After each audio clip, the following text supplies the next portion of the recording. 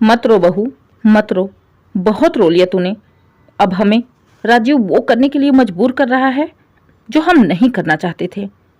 ऐसे तो तेरी पूरी जिंदगी ही नरक बन के रह जाएगी और मैं ऐसा किसी भी कीमत पर नहीं होने दूंगी। आज मैं राजीव को अपने ही हाथों। आज मोहन जी और चंदा देवी बहुत ही खुश थे।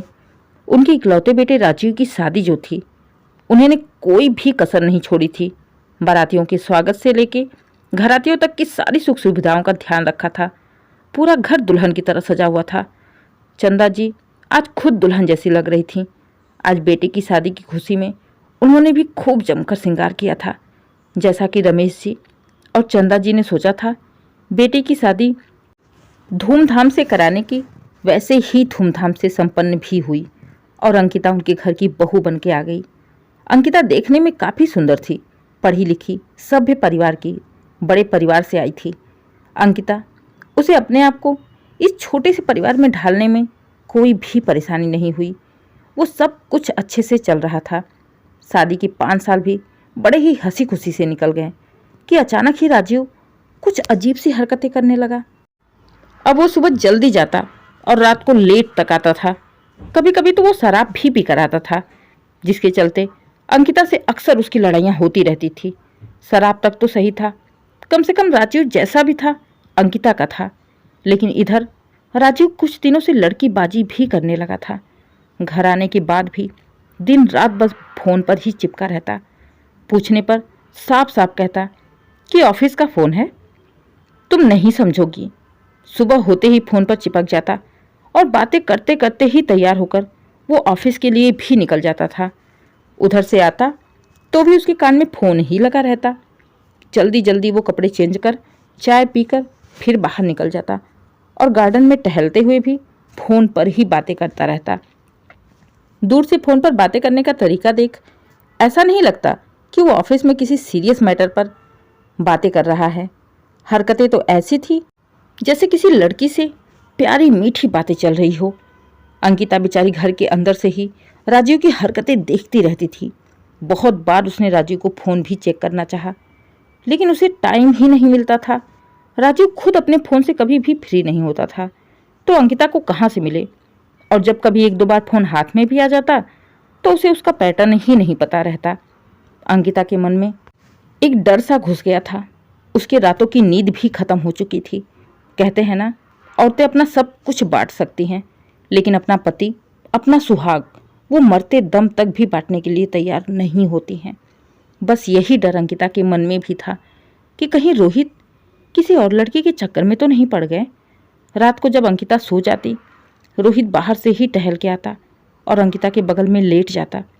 बातें तो कर नहीं सकता, इसलिए व्हाट्सएप चैटिंग ही करता रहता। रात के 12 बजे 1 बजे तक उसका फ़ोन ऑन ही रहता। आज अंकिता ने भी ठान लिया था, कुछ भी हो आज पता करके ही रहेगी कि रोहित आखिर बात किससे करते हैं। जैसे ही रोहित रात को कमरे में आते हैं, अंकिता गहरी नींद में सोने का नाटक करती है और आंखें बंद किए राजीव की ओर मुंह करके सो जाती है। राजीव रोज की तरह आज भी निश्चिंत था कि अंकिता सोई पड़ी है और वो अपनी चैटिंग पर ही लगा रहा। करीब 1 घंटे तक राजीव चैट करता रहा। बेचारी अंकिता उसके बगल में बुत्त बनी सोई रही। अचानक ही राजीव उठकर बाथरूम में गया। बस यही कुछ मिनट का टाइम था जो राजीव का फ़ोन अंकिता के हाथ लगा। उसने देखा किसी लड़की का नंबर था। उसने वो नंबर तुरंत अपने फ़ोन में सेव किया और व्हाट्सएप पर जो बातें हो रही थी वो सारा कुछ स्क्रीनशॉट ले लिया और करवट बदल के सो गई। राजीव के फ़ोन से लिया हुआ स्क्रीनशॉट पढ़ने के लिए बेचैन थी। आंखों से आंसू बिना आवाज़ ही बाहर निकल रहे थे। अंत में जब राजीव भी करवट बदल के सो गया तो अंकिता ने अपना फ़ोन निकाला और कंबल के अंदर से ही ब्राइटनेस कम करके पढ़ने लगी। मैसेज पढ़ते ही उसका पूरा शरीर कांपने लगा। मुंह से आवाज़ भी नहीं निकल रही थी। इतनी प्यारी बातें, इतनी मीठी बातें, जैसे एक पति पत्नी आपस में करते हैं। राजीव उस लड़की से बातें कर रहा था। बर्दाश्त नहीं कर पाई अंकिता, रोने लगी। अंकिता को रोता देख राजीव उसे उठाकर उसके रोने का कारण पूछता है। अंकिता भी गुस्से में थी। वो फ़ोन उठाकर राजीव के सामने रख देती है और गुस्से में पूछती है, ये सब क्या है राजीव? तुम क्या कर रहे हो? मैं यहाँ दिन भर तुम्हारा इंतजार करती रहती हूँ।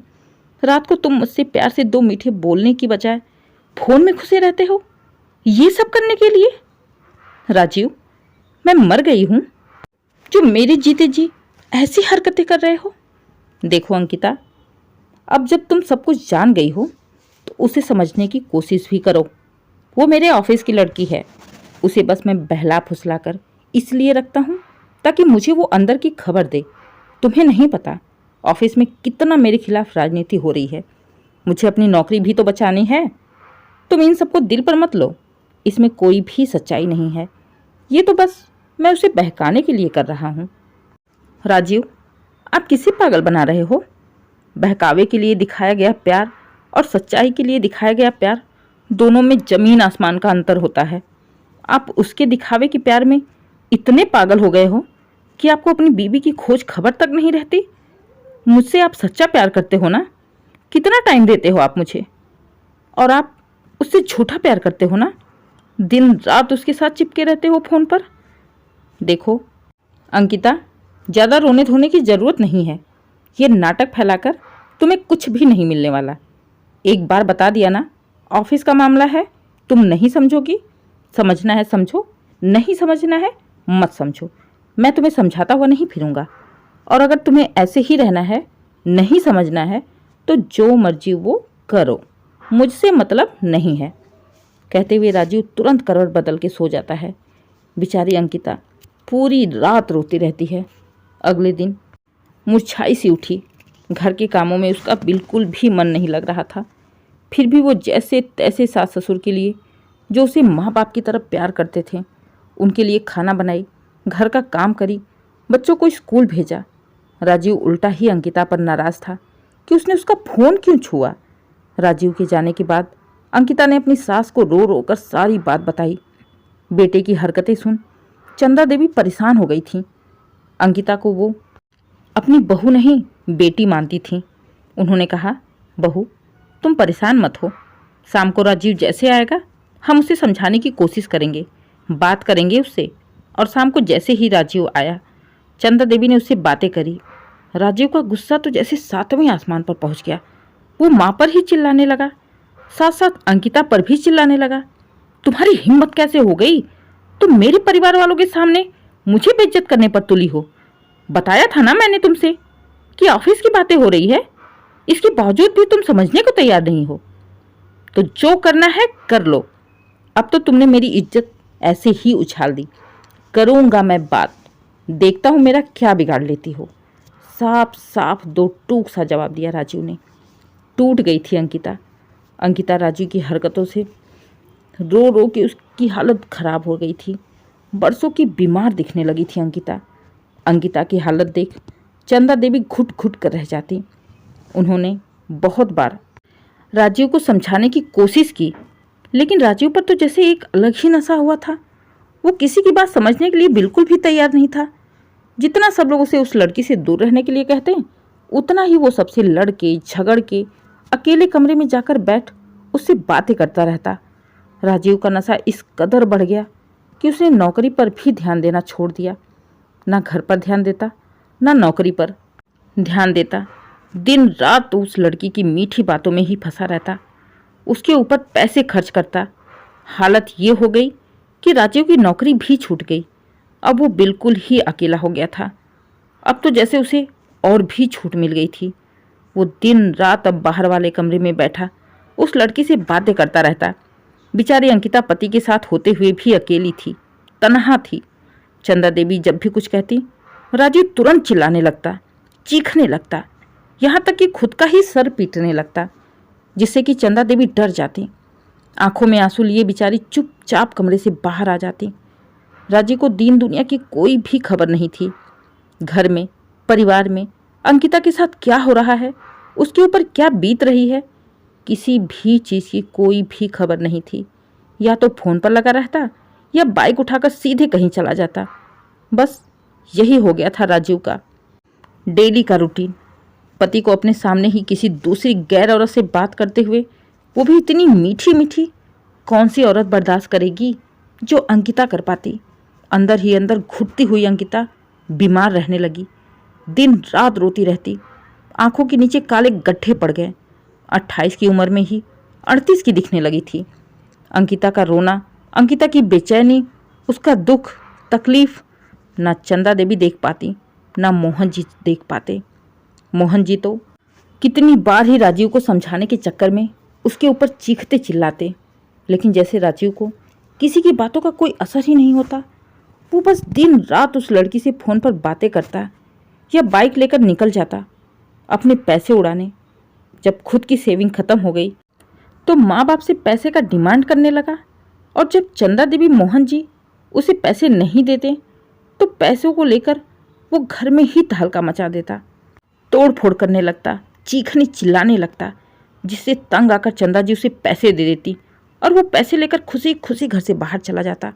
बेचारी अंकिता का जैसे कोई भी वजूद ही नहीं रह गया था उसकी ज़िंदगी में। सुहागन होकर भी विधवा जैसी हालत हो गई थी उसकी। इतनी अच्छी खासी खूबसूरत पत्नी को छोड़ बाहर मुंह मारना, वो तो वही कहावत हो गई ना कि घर की मुर्गी साग बराबर। एक दिन तो राजीव ने हद ही कर दिया। जब राजीव बार बार सबके मना करने पर भी नहीं माना तो अंकिता ने उस लड़की को खुद ही फ़ोन करके उसे बहुत ही उल्टा सीधा बोली, जो शायद उस लड़की ने राजीव को बोल दिया था, जिससे राजीव गुस्से में आकर अंकिता के ऊपर हाथ उठा दिया और उसे धक्के देकर बाहर निकाल दिया। अंकिता बेचारी कोने में पड़ी रही, अपनी किस्मत पर जोर जोर से रोई जा रही थी। आज उसके भी सब्र की क्षमता बर्दाश्त के बाहर हो गई थी। वो जोर जोर से चीखने लगी। अंकिता की आवाज़ सुन चंदा देवी भागते हुए आईं। बहू की हालत देख उनकी आंखों में आंसू आ गए थे। मोहन जी भी बहू की हालत देख रो पड़े।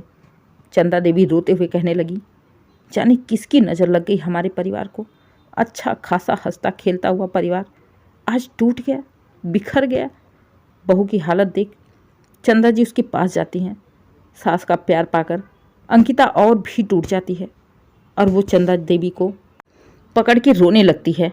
माँ जी, मैंने ऐसा क्या कर दिया जो राजीव मेरे साथ इतना बड़ा धोखा कर रहे हैं। माँ जी, मैं जीना नहीं चाहती, ऐसी हालत में कब तक रहूँगी।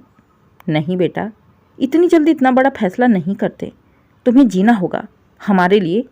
कहते हुए चंदा जी ने अंकिता को गले लगा लिया और उसे चुप कराते हुए कुछ सोचने लगी और बोली, मत रो बहू, मत रो।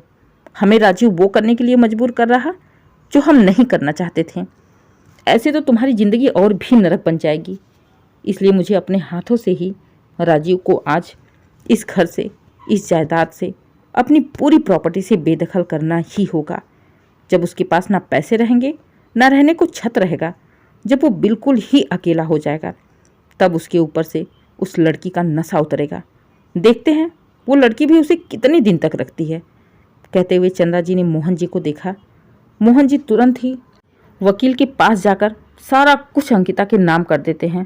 शाम को जैसे ही राजीव घर आता है, चंदा देवी और मोहन जी उसके सामने जाकर वसीयत के कागज़ दिखाते हुए कहते हैं, राजीव, अब तुम्हारा इस घर में कुछ भी नहीं है। सारा कुछ बहू के नाम कर दिया हमने। अब इस घर में इसी वक्त यहाँ से निकल जाओ। बहू भी तुम्हारे साथ नहीं रहना चाहती, इसलिए हम जल्दी ही तलाक के कागज़ भी तुम्हारे पास भिजवा देंगे। अब मैं तुम्हें इस घर में एक सेकंड के लिए भी बर्दाश्त नहीं कर सकती, इसलिए इज्जत से चुपचाप से यहाँ से चले जाओ। माँ के मुंह से अपने लिए ऐसी बातें सुन राजीव गुस्से में भड़क जाता है और गुस्से में ही घर भी छोड़ देता है। राजीव के चले जाने के बाद अंकिता और भी टूट गई थी। अब तो राजीव उसकी नज़रों से भी दूर हो गया था। कुछ दिन तो राजीव अपने दोस्तों के साथ यहाँ वहाँ रहा, दोस्तों से पैसे लेता रहा, उड़ाता रहा, लेकिन धीरे धीरे उसके दोस्त भी पैसा देना बंद कर दिए। यहाँ तक कि अब उसके रहने का ठिकाना भी नहीं मिला। आखिर कोई कितने दिन अपने यहाँ रख कर खिलाएगा। अब राजीव को कहीं से भी पैसे उधार नहीं मिल रहे थे। रहने का ठिकाना पहले से ही नहीं था। हालत ये हो गई कि अब उसे फ़ोन रिचार्ज करने तक के पैसे नहीं थे। लड़की के ऊपर लुटाने के, उसको घुमाने फिराने की तो बात ही दूर थी। अब जब राजीव के पास पैसे कम हो गए तो धीरे धीरे करके वो लड़की भी राजीव से दूरी बनाने लगी। ऐसी लड़कियां तो बस पैसे के पीछे ही किसी का घर बर्बाद करने से पीछे नहीं रहती। राजीव इधर उधर पैसे के लिए बहुत भटका, लेकिन जब उसे कहीं से भी पैसे नहीं मिले तो हार कर वो घर आया घर में उसे अंकिता मिली। वो अंकिता से पैसे मांगने लगा। उससे झूठ बोला कि उसे बहुत इमरजेंसी है, एक दोस्त है, उसका एक्सीडेंट हो गया है, वो एडमिट है, मुझे अभी कुछ पैसे दे दो। बेचारी अंकिता भी पति के बहकावे में आ भी जाती, लेकिन वो तो चंदा देवी थी जो अपने बेटे को अच्छी तरह से समझ गई थी। उन्होंने अंकिता को अंदर भेजा और राजू को घर से बाहर निकालते हुए कहा, मेरे घर से तुम्हें एक फूटी कौड़ी भी नहीं मिलेगी। अगर तुम्हें इस घर से कुछ चाहिए तो तुम्हें इस घर का बेटा और अपनी पत्नी का पति बनकर आना ही होगा, तब तो तुम्हें इस घर में एक दाना मिलेगा, नहीं तो मैं तुम्हें भीख देना भी मंजूर नहीं समझते। कहते हुए चंदा देवी ने दरवाज़ा बंद कर दिया। उस समय तो राजीव बहुत ही गुस्से में रहा, चीखा, चिल्लाया, लेकिन जब दरवाज़ा नहीं खुला तो अपना सा मुंह लेकर वापस लौट गया। उधर वो लड़की भी जब देखी कि राजीव पहले जैसे उसकी कोई भी औकात नहीं रह गई, ना उसके पास पैसे हैं कि उसे वो घुमाए फिराए, उसकी शॉपिंग कराए, उसने भी धीरे धीरे से राजीव से कटना शुरू कर दिया। राजीव को उस लड़की की इतनी लत लग गई थी कि वो बार बार उसे फ़ोन करता, लेकिन मजाल है कि एक बार में फ़ोन उठा ले। 10 फ़ोन करने पर एक बार उठाती तो राजीव से ही गुस्से में बोलती, राजीव, मैं तुम्हारी तरह फ्री नहीं हूँ जो दिन रात फ़ोन पर लटकी रहूँ, मुझे और भी काम होते हैं। बोला ना मैंने, मेरे पास टाइम नहीं है, इसलिए मुझे दोबारा फ़ोन मत करना। अगर इसके बावजूद भी तुमने मुझे बार बार फ़ोन किया, मैं पुलिस को बुला लूँगी। उसकी बात सुन राजीव एकदम से हैरान हो गया। जब राजीव चारों ओर से अकेला हो गया, बिल्कुल ही खाली हो गया, तब उसे घर की अंकिता की याद आई। कहते हैं ना, या तो इंसान को बेशर्मी में अपनी इज्जत की कोई फर्क नहीं पड़ता, या तो जब वो बुरी तरह से टूट जाता है फिर उसे अपनी इज्जत की कोई भी परवाह नहीं होती। ऐसा ही हाल राजीव के साथ था। अभी तक तो उसका घमंड था, उसके पास पैसा जो था वो जो चाहता वो करता, तो उसे किसी की भी इज्जत की, घर परिवार की कोई भी फिक्र नहीं होती थी। लेकिन आज जब चारों ओर से हार गया था, कंगाल हो गया था, यहाँ तक कि जिस लड़की के चलते उसने अपना घर परिवार, माँ बाप, पत्नी तक को छोड़ दिया था, वो लड़की भी पैसों के चलते उससे दूरी बना ली, तो राजीव को घर की याद आई, अंकिता की याद आई। बड़ी हिम्मत करके वो घर गया। अंकिता को देखते ही उसके सामने बैठ माफ़ी मांगने लगा। पति की ऐसी हालत में देख अंकिता का कलेजा मुंह को आ गया।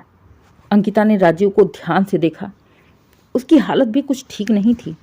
ऐसा लग रहा था जैसे 2 दिन से कुछ खाया ही ना हो। काफ़ी थका थका सा लग रहा था। आखिर अंकिता उसकी पत्नी थी, वो राजीव की ऐसी हालत में कैसे देख सकती थी। जैसे ही वो राजीव को अंदर ले जाने वाली थी कि तभी चंदा देवी आ जाती हैं और अंकिता का हाथ पकड़ते हुए कहती हैं, नहीं बहू, इतनी जल्दी नहीं।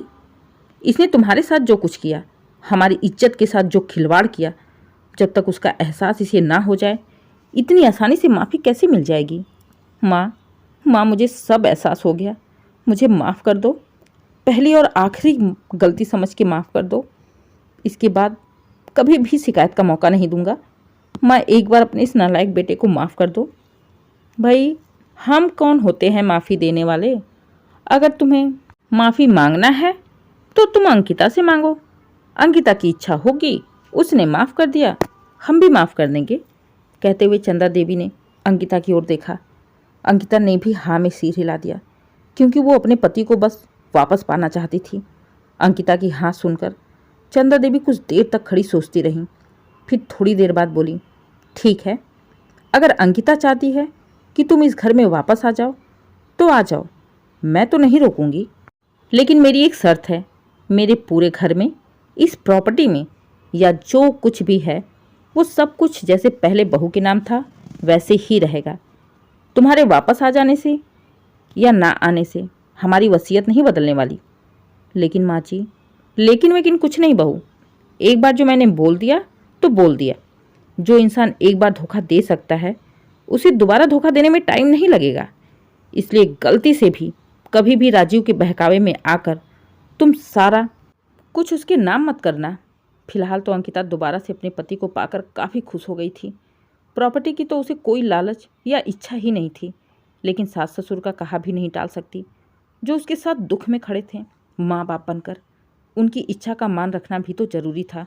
उसने भी सोच लिया, चाहे राजीव बदल भी गए हों, लेकिन उन्होंने अगर कभी भी प्रॉपर्टी का नाम लिया या मुझे बहकाने की कोशिश की तो भी मैं गलती से भी कभी भी प्रॉपर्टी उनके नाम नहीं करूँगी, चाहे प्रॉपर्टी के डर से, चाहे पैसों के लालच में ही।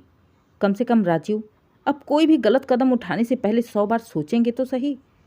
दोस्तों, ये कहानी पूरी तरह से काल्पनिक है, इसे वास्तविकता से ना जोड़ें।